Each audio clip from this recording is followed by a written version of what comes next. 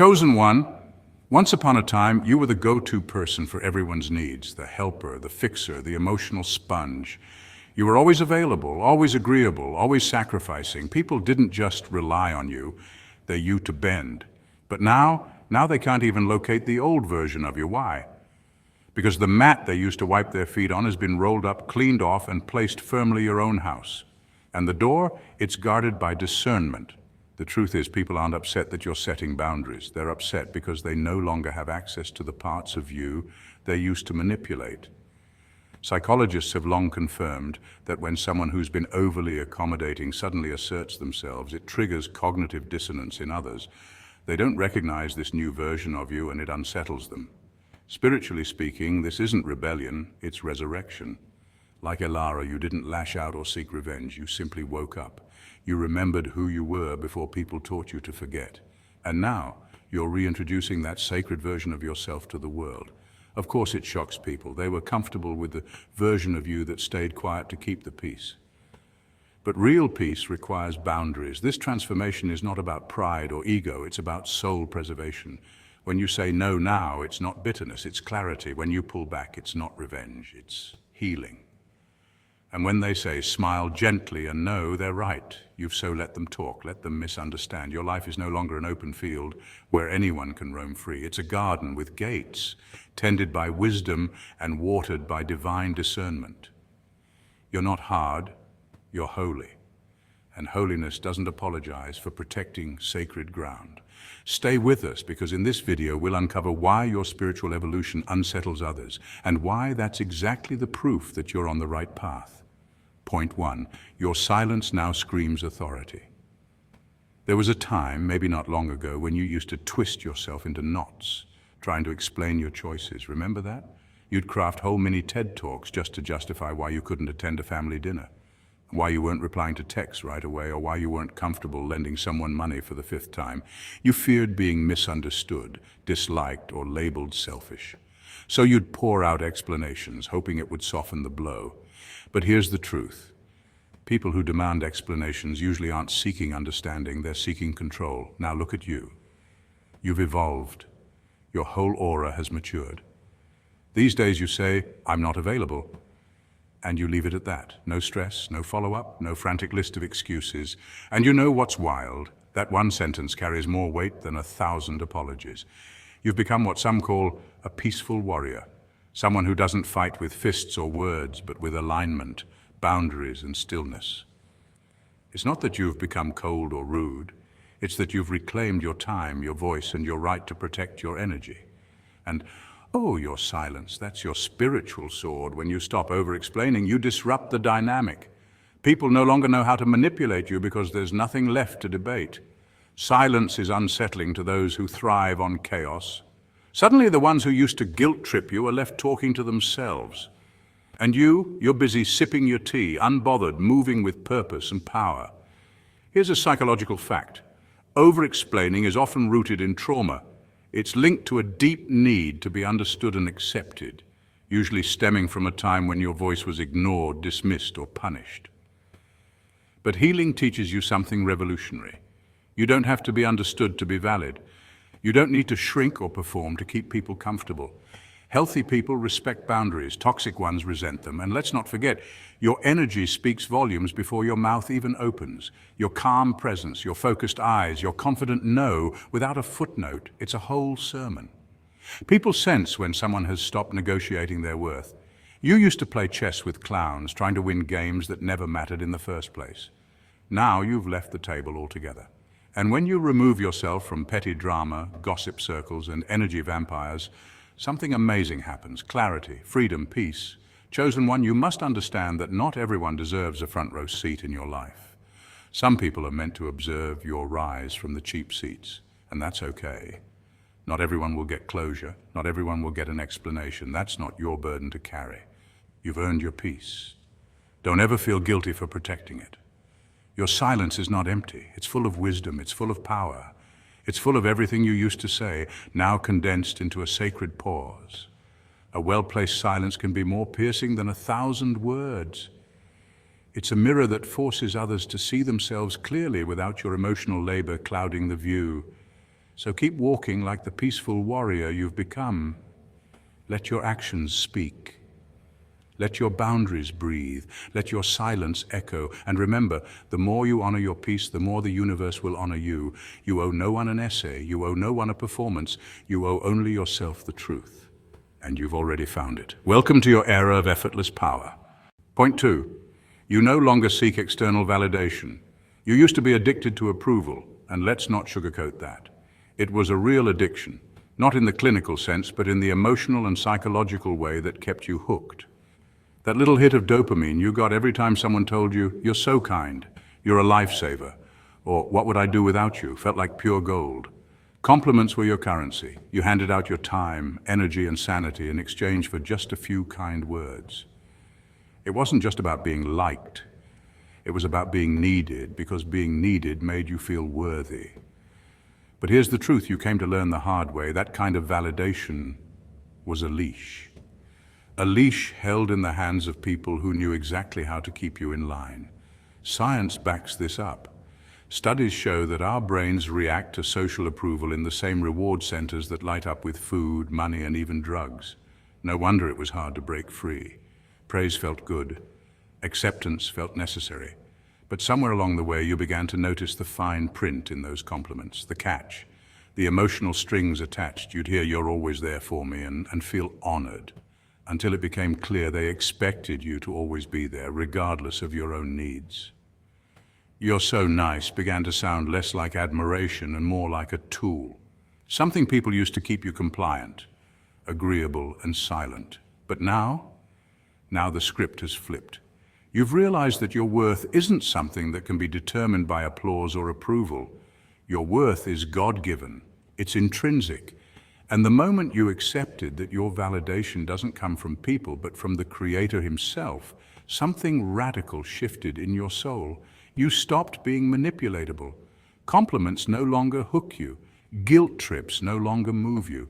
You set boundaries that protect your peace and honor your energy. And guess what? It's messing people up.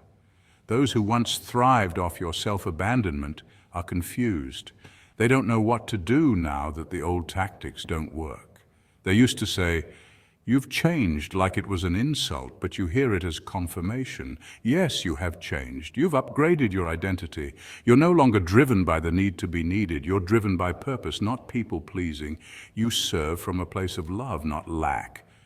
And let's not forget, when you stop letting people use your kindness as currency, some of them will walk away. Let them. God subtracts to multiply. He removes who you thought you needed to remind you of who you really are.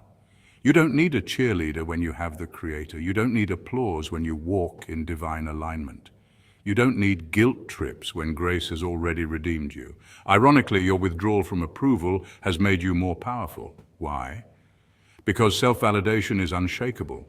When people realize they can no longer control you with flattery, passive aggression, or emotional dependence, they're forced to see you clearly, and it terrifies them. You've become untouchable in the best way, not hard-hearted, not prideful, but rooted, grounded, free.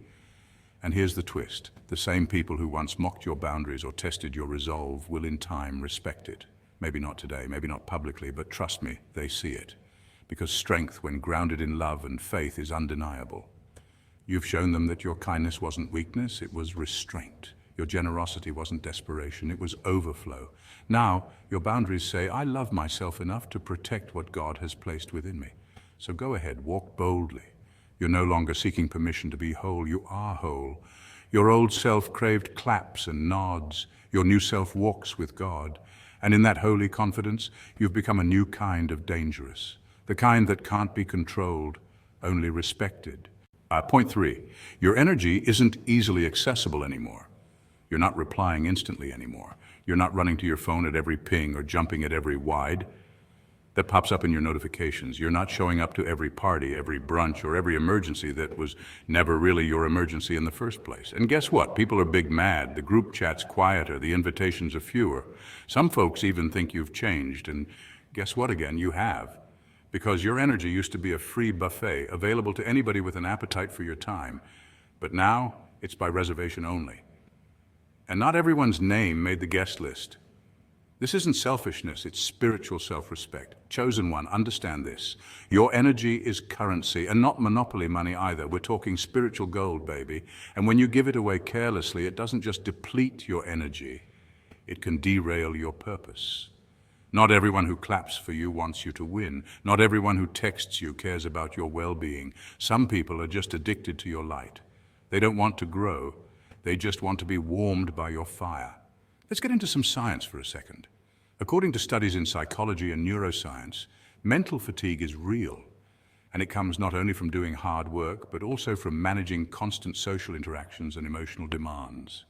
Every time you're texting, explaining, checking in, over-listening, or emotionally babysitting someone, your brain is spending its resources.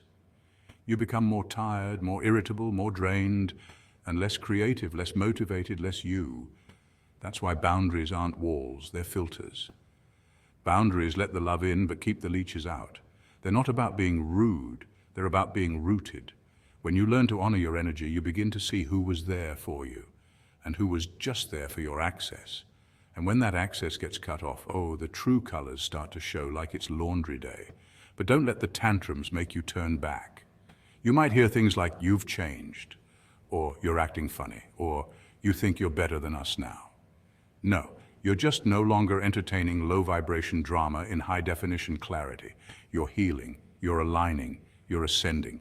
And the higher you go, the more necessary it becomes to fly light. Chosen one, protect your energy like your life depends on it, because spiritually it does.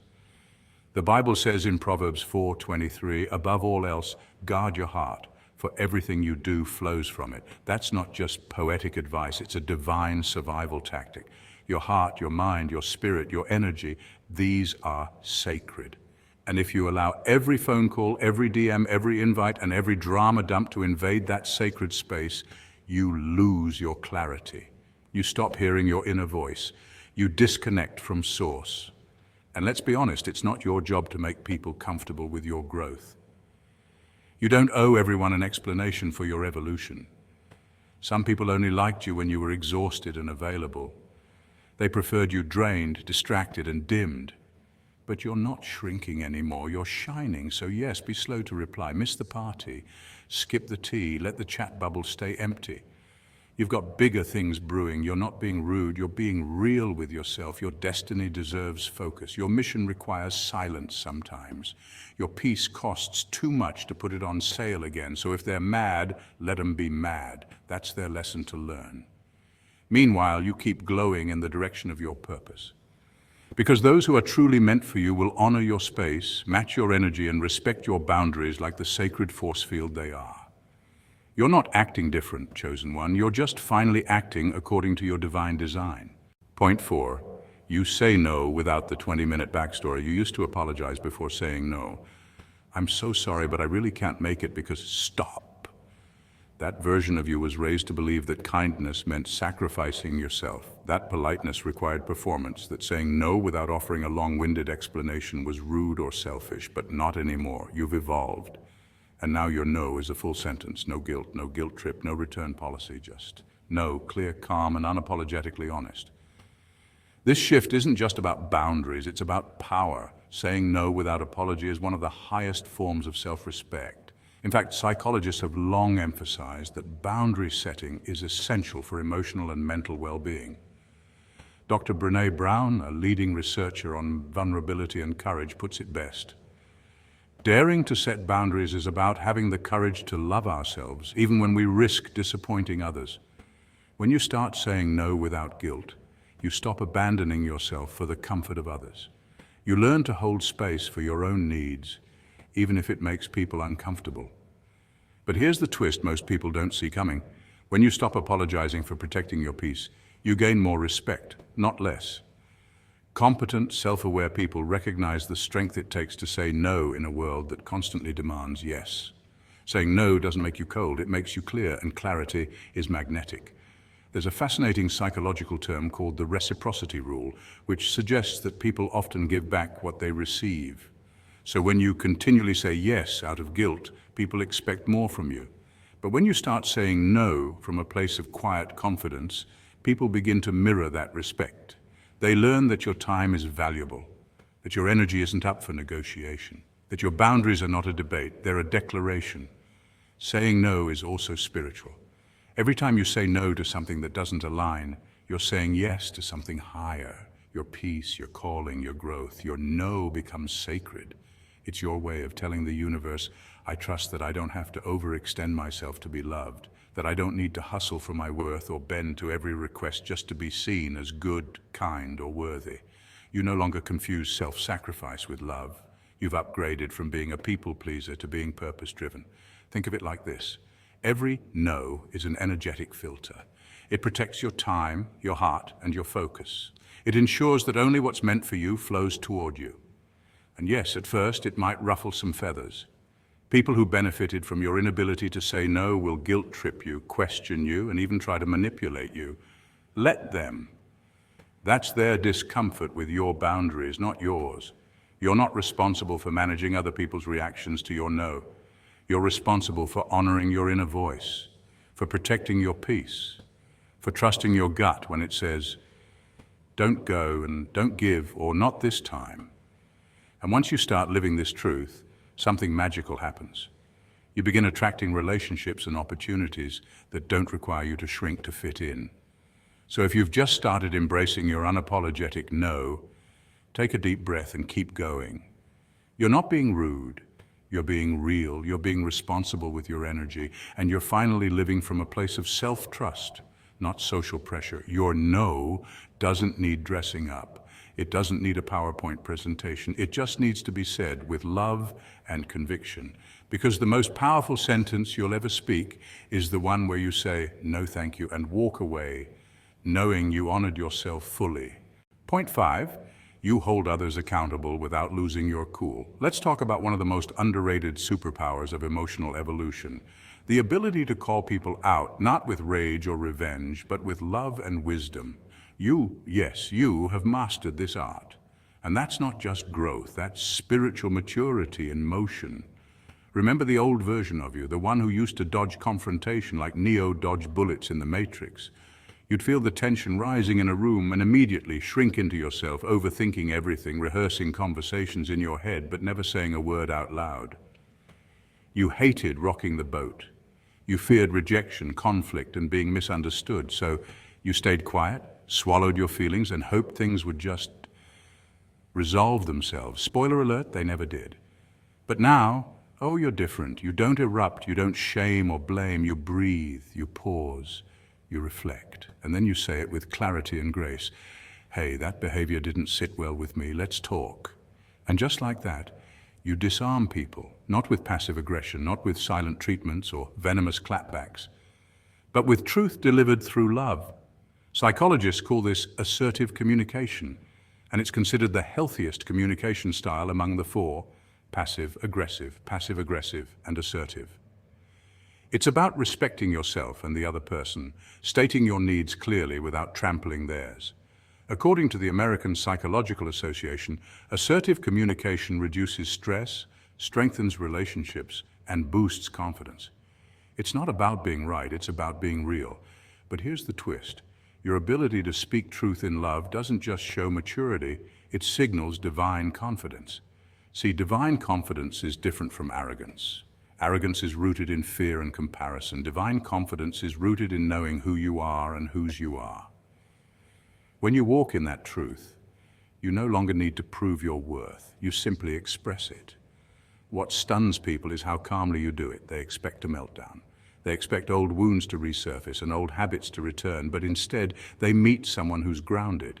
Someone who doesn't raise their voice, but raises the standard. You've evolved from silence to strength, not in a loud or performative way, but in a way that demands reflection from others. This kind of maturity isn't just personal, it's spiritual. The Bible says in Proverbs 15:1, a gentle answer turns away wrath, but a harsh word stirs up anger.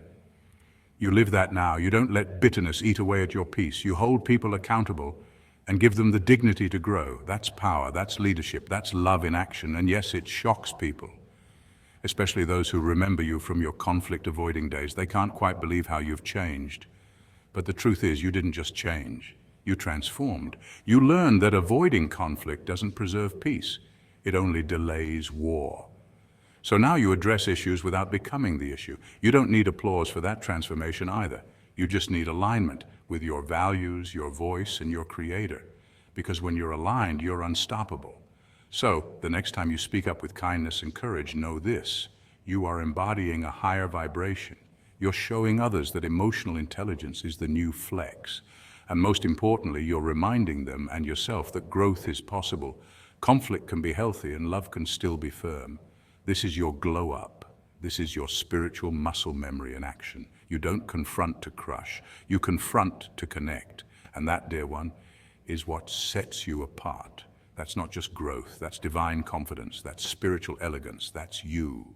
Point 6, you don't tolerate guilt tripping anymore. There was a time when hearing someone say, "Wow, you've changed," felt like a sting wrapped in sarcasm. You'd hear it in hushed whispers or laced with passive-aggressive concern. "You think you're better now?" It wasn't really curiosity, it was criticism in disguise. It came from people uncomfortable with the idea that you dared to grow while they stayed stagnant. For many, those words used to plant seeds of doubt. They made you question if becoming your best self was somehow a betrayal to the people around you. But now you don't shrink back, you don't explain, justify, or apologize. You look them in the eye with peace in your spirit and reply, "Yes, I've changed, and I'm proud of it."